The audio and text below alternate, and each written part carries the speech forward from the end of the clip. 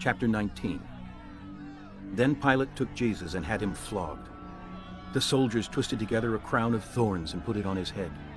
They clothed him in a purple robe and went up to him again and again, saying, "Hail, King of the Jews!" And they struck him in the face. Once more Pilate came out and said to the Jews, "Look, I am bringing him out to you to let you know that I find no basis for a charge against him." When Jesus came out wearing the crown of thorns and the purple robe, Pilate said to them, "Here is the man." As soon as the chief priests and their officials saw him, they shouted, "Crucify! Crucify!" But Pilate answered, "You take him and crucify him. As for me, I find no basis for a charge against him." The Jews insisted, "We have a law, and according to that law he must die, because he claimed to be the Son of God." When Pilate heard this, he was even more afraid, and he went back inside the palace. "Where do you come from?" He asked Jesus, but Jesus gave him no answer. "Do you refuse to speak to me?" Pilate said, "Don't you realize I have power either to free you or to crucify you?" Jesus answered, You would have no power over me if it were not given to you from above. Therefore, the one who handed me over to you is guilty of a greater sin." From then on, Pilate tried to set Jesus free, but the Jews kept shouting, "If you let this man go, you are no friend of Caesar."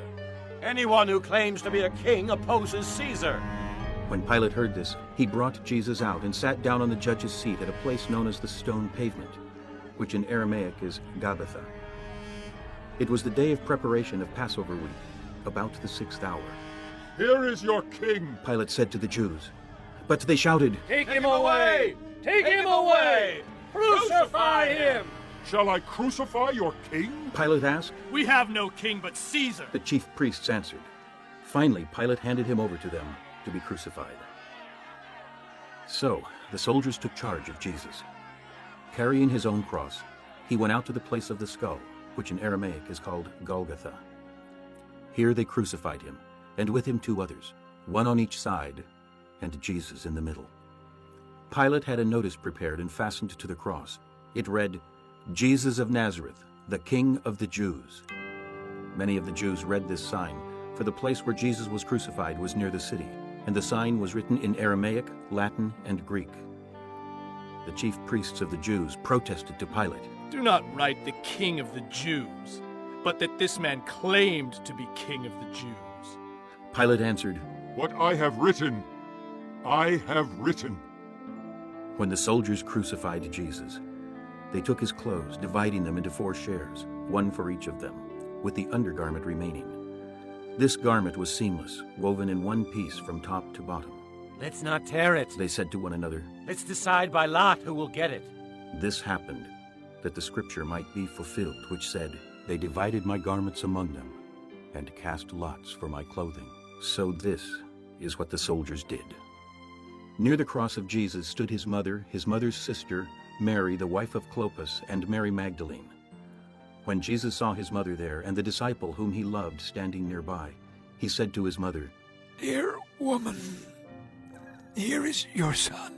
and to the disciple, Here is your mother." From that time on, this disciple took her into his home. Later, knowing that all was now completed, and so that the scripture would be fulfilled, Jesus said, I am thirsty. A jar of wine vinegar was there. So they soaked a sponge in it, put the sponge on a stalk of the hyssop plant, and lifted it to Jesus' lips.